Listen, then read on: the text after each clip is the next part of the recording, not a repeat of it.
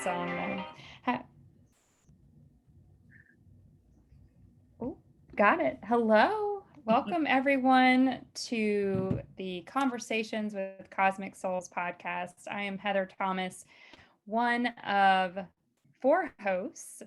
I am so honored and just happy to always be with my sisters, Amy Kilstrom, Kara Gilsonen, and Kara Busecker. Did I do it right this time? You Jacker, but don't worry. I'm gonna give you at least 5 to 10 more tries. And yes. Stay tuned to the next episode where I get it maybe halfway right again. Oh, it's so good. I love it. I love you. It's when I wish we had editing skills and I can just edit it all out. But then that would be cheating. Yeah. That would be cheating. Part of our spiel is we're authentic. Authenticity. Super authentic. And plus this is the end of the day and I know all of us, like at the end of the day, we're like, wait, do I have brain cells left? Are they still working? And I can't even read a name on a screen. It's sometimes that's sad. So anyway, we are back and ready, we think, excited, we think a little in awe of, and wondering what this solar eclipse has in store for us on April 30th. Now we know that it's our Kara Gilson's birthday. And we know that it is a Taurus sun and a Taurus moon and all kinds of amazing things happening on that day. And so what, we have crossed over as far as an effort threshold is that we feel the energies from these solar and cosmic events. In fact, I think that's why I love the name, for many reasons, why I love the name Cosmic Souls. Because, at one point I was asleep to how these events impacted me. But once you do go through the awakening process, you start to realize how much these cosmic events do play a part in your everyday life and in your spiritual awakening. It's sort of like the chicken and the egg, Is it because we pay more attention to them that they have that much more impact? Or is it really because, if you look at astrology, and see, Money, you can speak to all this, of course, but it's a pretty mind fuckery thing that everything has aligned as if it is a divine design, not just for your life and your astrology chart, but for this year and this specific time. I mean, it is magical to see how everything's been lining up to encourage, to be the catalyst for this great spiritual awakening. So we've all felt these dense energies, these tough energies, these hopeful energies. It's sort of a really mixed bag. So we wanted to start out this episode, since it is going to be released, we hope, before April 30th, or at least by April 30th, to talk about the impact of these solar events and these cosmic events on our mind, body, soul, and everything in between. So who wants to start us out with talking about that? I mean, we just go deep right away. Let's hear from Kara about the energies. I'd like to hear if you want to. Yeah, of course. So today, specifically, we're April 27th. There's been so much going on, and maybe it's, again, is it the chicken or the egg? Maybe it's because I've just been I look at it every day and I really am tuned in more than I ever have been. But I also am way more tuned into what's the energies around me, what's going on. And so I just make these major connections. But today we have Venus and Neptune in conjunction, which means they're the same degree in Pisces. And I know there was that one episode, Piscean, I said it like a million times, but there still is quite a few things in Pisces still. And I just find it fascinating. For the past probably 2-3 months, we've had like so many planets in the same signs. They're like constantly kind of like going all along together, and then they're moving into the next sign, and then they're trailing. And like, I just feel like that energy in itself is really, it's relating to how we're all feeling. Like, I think collectively, like humanity, we're all feeling way more in line with each other than individually, more than we ever have. The world has become like, I mean, even if you're not like a spiritual person, or if you're not awakened per se, which is fine, like everyone's awakening is going to be different. But like, I just see that every single person, whether you look on social media, the news, is feeling the world and each other much more than they have. We're not stuck in these like individual boxes, doing our things, going to our jobs. So today, the Venus Neptune meetup in Pisces is kind of like, there's another Venus Jupiter meetup in actually on April 30th, but these planets are coming together, and they're in Pisces. They're still that last like dream the dreams. We're in this we're in this opposition of Pisces being like still weak. It's this manifesting, dreaming energy of like, and your wildest dreams, think about it, it could come true. We've already moved through a lot of Aries energy, which then got some of those dreams into motion. And now we're dealing with a ton of things in Taurus energy, which Taurus energy is like actually seeing the physical manifestation, the tangible evidence of what we've been dreaming about. And so we're still kind of in this juxtaposition of all of the dreaming minds, the collective dreaming mind, and then seeing it in real life. And I think for me, what I've been feeling is like, oh, all these things that have just been swirling up here for quite a while, for the past like 3 months, are now actually, I'm seeing it happen.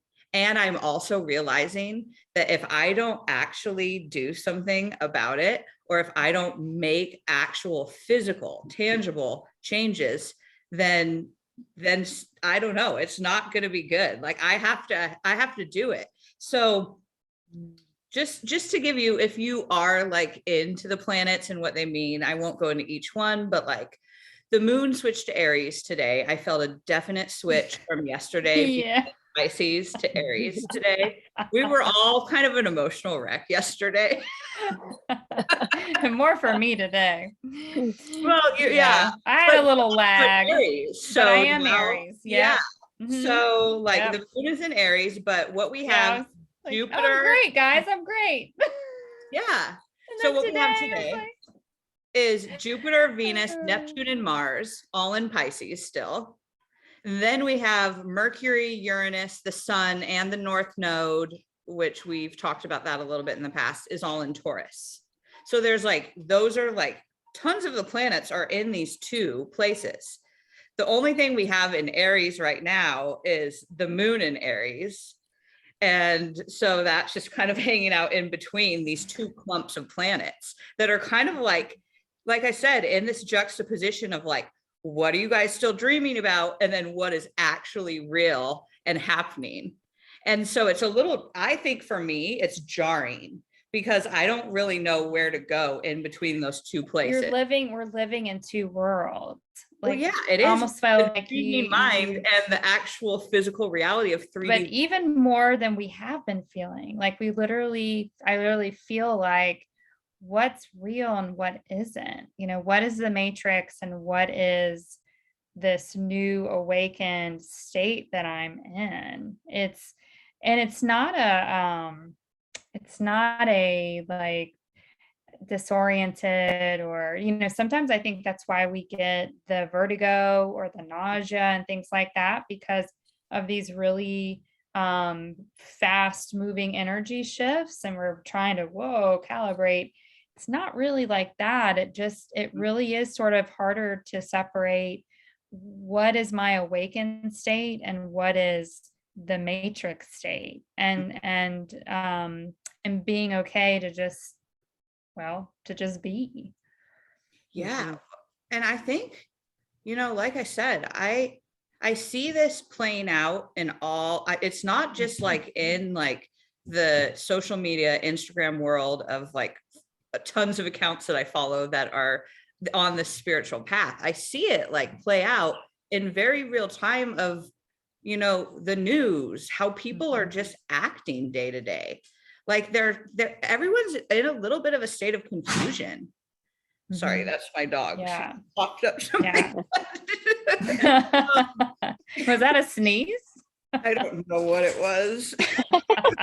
Just moving energy, Georgie. Look at I think we're all in a little bit of we're in a limbo state of confusion. Mm-hmm. And who knows what this solar eclipse is going to bring. I wish we had the answers. I think maybe Kara, our Taurus sister here, having her birthday on the moon and the sun in an eclipse in Taurus. Like, you might be the one who really is going to know the answers, but I'm going to be levitating. I'm like, I don't know. I was saying earlier, should I brace myself? Is this going to be some whoa, we're really on a roller coaster ride? What's going to happen? Are we going to feel it actually in physical terms? Are we going to see some major things happen on Earth? Or is it going to be more, again, stuff that maybe comes a way after? Well, I think with eclipse, they say it's a 6 months, right? Isn't it the energies are kind of activated at the eclipse, and then it could take up to 6 months for things to play out. I always think of it as these things happen and it's an energetic shift, but then it might take time, but it is in Taurus. So it might make you think that, well, that might typically be true, but maybe because it's in Taurus, we would see more physical manifestations. I've also been feeling intuitively, because when I heard about the conjunction with Venus and Jupiter, and because it's a eclipse in Taurus and Venus is the ruler of Taurus, that's somewhat significant. And you think of Jupiter as the planet of growth and expansion, and Venus really kind of being about love, your self-love and your self-value and your worth. What kind of came to me intuitively is, because I do feel I keep getting the sense of this eclipse is going to help to kind of click us into place. And when I say us, I do mean mostly those of us that chose to come here to be part of the shift and to be part of to help with the shift. So kind of being a little bit more awake. But I feel this is a special time for us. It's going to kind of click us into place and really help us to get into this aligning us up and into our clearer path of forward momentum, so that we can start showing up more strongly and boldly and confidently with our soul purpose and soul mission and the work that we came here to do. I don't have any reason to believe that, I'm not hearing that from other people, but I just feel I felt 2022 was kind of meant to be a year to help really push us forward in that way. And so with this eclipse, just in the energies that it's activating, I just can't help but to think that it's really helping to line us up so that we can move forward. But that being said, that could mean big shakeups for people. It just depends on where you're at with your inner work and your journey, and what direction you're heading in and what direction your soul wants you to be heading in. It could be gentle, or it could be a rock the boat kind of thing. And it might be a little bit of both for most of us, right? Because we're also still, the thing about all those planets in Pisces, what that says to me is completion, closure, letting go. So that can always sound nice, but often be kind of a painful process of if we're not ready to let go subconsciously, or we're in resistance. So it'll be interesting to see. But then I think, I don't know this for sure, but I'm assuming, Kara, that those planets that are in Pisces they're going to start to move into Aries, and then we're going to have a whole bunch of Aries energy that's going to help us. So when I think about this idea that I have, that it's putting us in alignment for our soul purpose and soul mission, just thinking about some of the things we've been talking about, I feel like those planets are going to move into Aries. It's like Mars and, Venus, and they're going to help to give us that push. Well, like now we're in alignment, and it's going to give us that push. And then eventually I would assume those planets are going to move into Taurus. I mean, maybe some of them retrograde, I don't know, but then we see more of the physical manifestation. So again, I don't know if that's actually how the planets are going to move or not, because I don't understand the full, like when they retrograde and where they go, like how far back they go. But I just feel this like forward momentum of specifically for us that are like kind of tuned into this stuff. I feel like it's an activation of our remembering of our soul truth and our soul purpose and our soul mission, and helping us really line up with that and clear the path for that. So. Yeah, actually, when you talked about retrograde, the day before the eclipse on the 29th, Pluto is going into retrograde, and it'll be in retrograde until October. And it's the last planet, it's the planet of like literally like kind of death and destruction and revamping full systems. So if you look at Pluto and what even if you look at the past like year of what we've seen, there's been huge revelations, like, and secrets have become revealed, and so wars and so what I see in the retrograde is it's going to ease back a little bit from that like direct kind of like this is the end, this is the beginning, or like this is the like, it's a pretty intense planet astrologically speaking. So I think we'll get a little bit of reprieve, but it's then going to be a more time of integration through everything that we've seen over the past year or two. And it will give us a time to like all the structures that have been revamped or in the process of revamping, we can take a little bit of time now to like, okay, is this working? Is this not? And it's just more of a subtle, which I'm looking forward to a little bit of that makes sense. subtlety. Yeah. And then come October, when it goes back direct, it's like, okay, here we go again. Yeah. Well, and it's because it's in Capricorn, right? So that's Capricorn. Like the sign of like, I don't know, I think of like take responsibility for your actions, kind of like the disciplinarian almost of like, what have you been up to, and what have you been doing you shouldn't have been doing, or it totally is. It's like, it's ruled by Saturn, which is the like the disciplinary like father. Spanking, like, get your spanking. Spanking us. Yeah. So you better be doing your work, your inner work, because if you're not, you're gonna go out to the yard and you're gonna grab a switch and you're gonna bring it back. That's how they did in the South.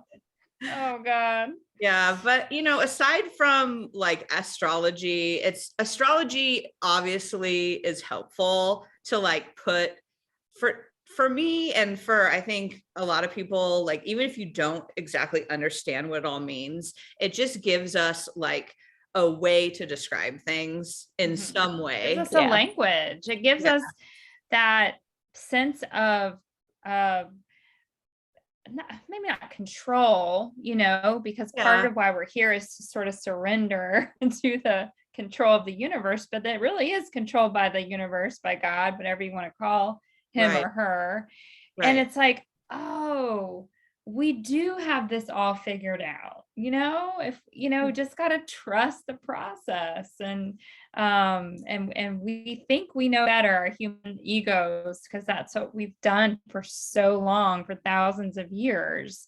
Our ego is trying to protect us all the time, and try to figure everything out and anticipate the next threat. But it really is a surrendering to this master plan that is up in the sky, like we've had discussions, and I know I've heard on other podcasts, particularly Brandon Thomas, Span Reality, shout out to Brandon, what even are the planets? What even is the sun and the moon? And, and as we move to the oneness frequency, I got moment of revelation. It felt so good. I was so on fire with it. And now it's like, oh yeah, that makes sense. Things will come in. You're like, oh, this is amazing. But the sun is a living being, just like Earth is. And so we are one with the sun. We're one with all these planets. We're all connected. So of course, what they're doing astrologically is affecting us because we're all one. We're all connected. I am the sun. I am the moon. There's no separation between us. And we're made of stardust. We're made of the cosmic stuff. Yeah. My daughter just reminds me, my daughter, we watched this movie. It's really good. I think it's on Disney Plus. It's called Stargirl. Oh, And really? it's just about, it's kind of a young, like, teenage movie, but it's about this girl who's like, I'm Stargirl. I'm made of stardust. And it's like, okay, so the kids are getting it. They're kids. Yeah. Oh my goodness. They probably get it way more than we do. It's being turned on in them earlier. They are literally what is it? They're the rainbow children. They're the indigo children. They're the ones that, I think, I guess maybe we're helping to set the stage and helping to be the frontliners, and then they're here to really get the shit done. Like they want to live in a different world. They were turned on, I think, or they're ready to be turned on a lot earlier than we were. I get the sense like they came like all pre-programmed, ready to go. And like you're saying, it's just a matter of when the right time is, and they'll be like, oh yeah. And they won't have to necessarily go through like what we're going through. Yeah, sort of like, like the parents' role. I don't necessarily want my children to suffer or in the ways that I did. You want a better life for them, but at the same time, we talked about this today. You gave me such beautiful advice. They have their own plan, they have their own soul journey, and we're here to provide that loving, supportive presence, but they're here to fall down, to hit bottom, to make the mistakes, and to go through all the things that we had to go through. But the hope is that we are leaving a better world for them, a more awakened and ascended world, and that then they can just take it from here. That's the hope. Yeah. There's like this part of me that like, especially with my oldest, I know you and I kind of share this, they're just one of our greatest teachers, right? And I kept thinking like, could things really like improve like before he graduates? Like, can we like move this along? Like whatever this switch is going to be. And but it's interesting, I think as time goes on, it's like, oh, but that's not the point, right? Like that's not the point. What they are? They're like our very own planets in our orbit that are going direct and retrograde at the same time all the time. Like they're our own little Plutos or whatever. They are causing a lot of emotional whiplash is what like, if I'm Earth, then maybe our family members, maybe they're the other little planets, and and they're in our orbit, and they're just on their cycles, their charts, and we're doing our thing. And see, we are one. We are the planet. Meet up. Sometimes we're in square or opposition, and we're exactly. I think we just got it down. I think we just figured this out. Seriously, though. We are the planets. We are. Yeah. Oh my goodness. I like that a lot. I'm definitely going to use that one, Heather. That was good. We are the planets. Opposition today. Well, Amy K, speaking of energies and planets and all the things that, we feel like we are at the mercy of, but also maybe in the control of some of these energies. So you were sharing with us earlier about, being able Manipulating. to, really feeling into these energies. Kind of like remind me of like the last airbender or something, like you take the whatever, and you can actually almost sense it and feel it.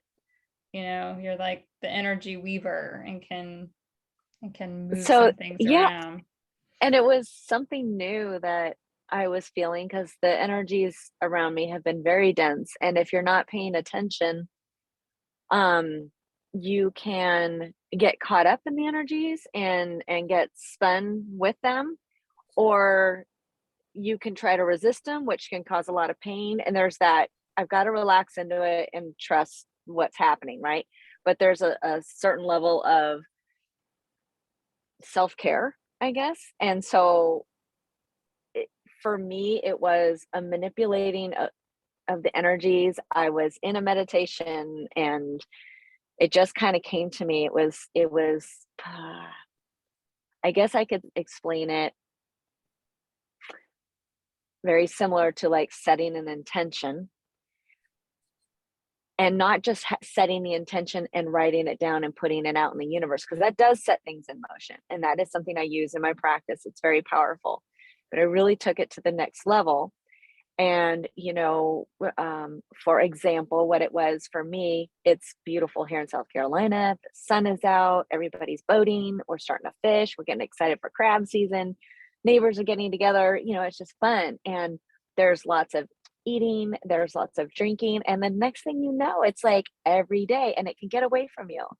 And you can get caught up in the excitement, or you can get caught up in like negativity, whatever it is. But for me, it was this, whoa, just kind of like not wanting to get taken away with energies and just kind of control it and manipulate it, and really setting an intention for myself of what I wanted, taking that energy that seemed to have like a strong hold, molding it into it's so hard to explain. I could feel, because I could feel the energies that come through my hands, like when I do healings and stuff. Like I could, my hands, like I knew I was I knew I was onto something when it was happening.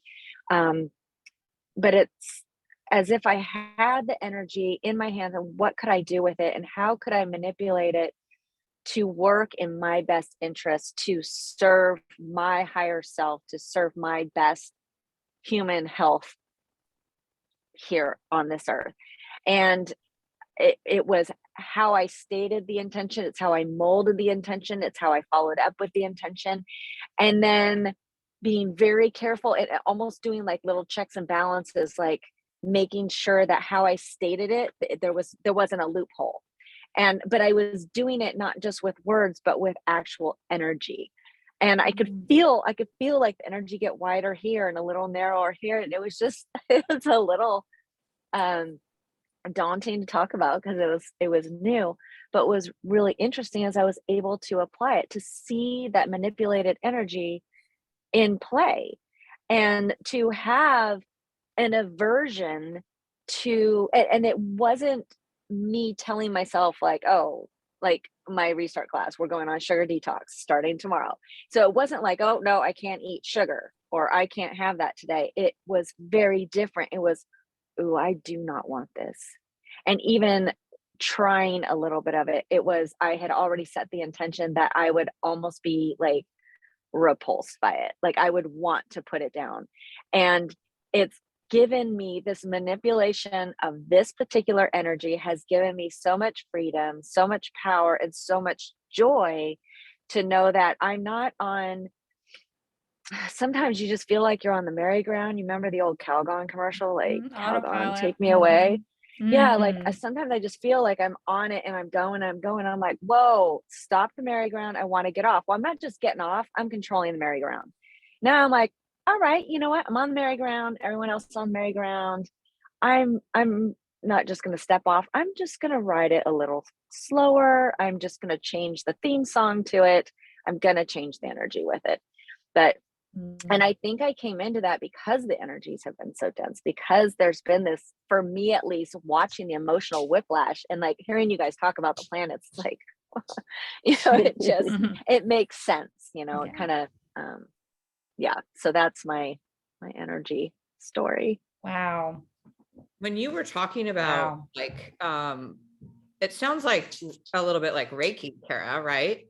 Like Yeah. just talking Well, about like bringing the energy into your hands and using that. Cause I mean, that's what and you are, I mean, Kara is she does Reiki. She is, yeah. And I'm not trained in Reiki at all. So I have no idea what I'm doing. I'm just so I existing. have kind of a unique opinion about being trained. I think we're all healers. We all have access to the energy. When you get attuned in Reiki, what I feel like that really, I don't know if I'm probably not supposed to say this, but I don't necessarily believe you have to be attuned to be a healer. Amy, you're a healer, but you haven't had like an official attunement or anything, but I think we all have it within us. And what I think is just powerful for people that want to take a Reiki class and get attuned is their intention. It's like paying for that class, showing up for that class, and being in that ceremony. It's powerful. It's a powerful intention and space that's been created for you to step into. But not everybody needs that. And some people come here just with the knowing of healing work, Mhm. beyond what even in the Reiki teachings, to me, again, I'm probably not supposed to say this, but it's so archaic. It's so and not that there isn't value like in our older traditions, but I just feel like a lot of the things that are supposed to be taught and the ways it's supposed to be taught, yes, I teach it the way it's supposed to be taught, but then I add my own section that's all about the awakening and all about doing our own healing on ourselves and how we're actually able to do our own inner work and heal ourselves, because I think that's actually kind of an issue in the world of healers, is they're taught to heal others, but they're not taught to do their own work. So there's this tendency for Reiki practitioners and healers to get sick because they're not doing their own work, but they're serving to heal other people and being that that portal of energy exchange, but not necessarily understanding how to keep their own energy clear and do their own work. So I add that to my teachings because I think that that's the most important piece. What people did however many years ago isn't as important to me. It's like, well, wait, I also feel like because the frequency is so much higher now, that some of us just know, right? We just know that kind of stuff. I mean, maybe we have to be reminded, right? But then within us, we're like, oh yeah, I feel like that makes sense. And it's not so much about learning where it originated from or how it started or where the placements have to be.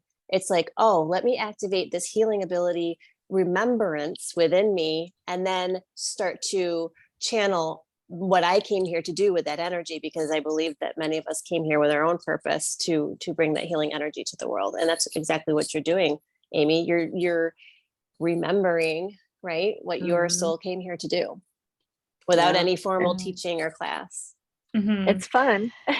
Yeah, same for me with the Akashic Records reading. Like after, I worked with Amy B and she did have, her program, but after I really looked into it, I noticed that there are these schools for Akashic reading and these very well known, I guess, I didn't know at the time, you can get certified and at some point I was like, well, should I get certified? I mean, should I go the proper route? And I was like, well, I seem to be accessing the records just fine. It seems to be working for me. It seems like I'm getting information for people and I'm sharing it with them and it's resonating. And so I just sort of trusted the journey and I think what we're doing, we've talked about this a lot this week or the past 2 weeks, is we get to be the brave new world explorers / creators of new paradigms of everything. We get to redefine what significant other relationships are supposed to look like. KK, we've talked about redefining what marriage is supposed to look like, what parenthood is supposed to look like. Everything has had this, Norman Rockwell and these expectations that we've placed on all of it, and none of it has been our own. They've been other people's thoughts. They've been generations and generations of other people's thoughts, emotions, and feelings, and we've just grown up assuming that that's just the way it's done. And what's exciting and also scary about the waking process is we get to be a part of remembering the divine blueprint, the divine coding of what this is really supposed to be. And it's really all about love, of course, but it's about the energy exchange. It's about there being no attachment to any way that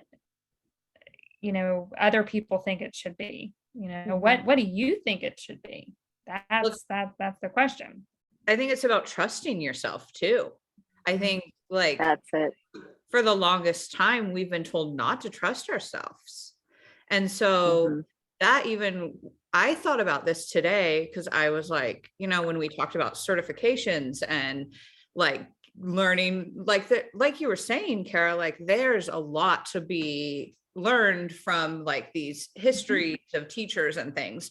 But at a certain point, what we're doing now is we're saying, okay, we can take that knowledge, but we don't have to go into that system anymore. We're creating new systems. Like we don't have to like a formal certification, which a lot of that was about capitalism of just like making money. And it really wasn't like the energy and the soul and the spirit wasn't there through it. Well, it was boxy. It was rule following. Yeah, it was like, if you don't do it this way, then you're not legit.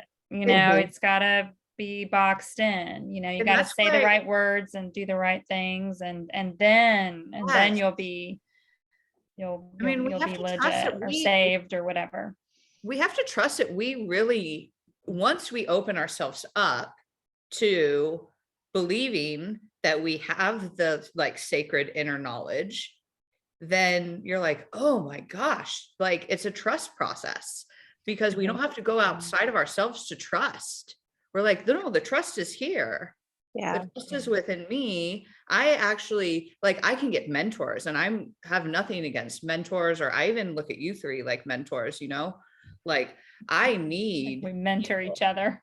yeah, I need people to bounce ideas off of. I need to get sparked ideas that then create my own ideas. But I think the system of like teacher and student, and you need to learn all these ways, and this is how it's done. It's just I think those days are done.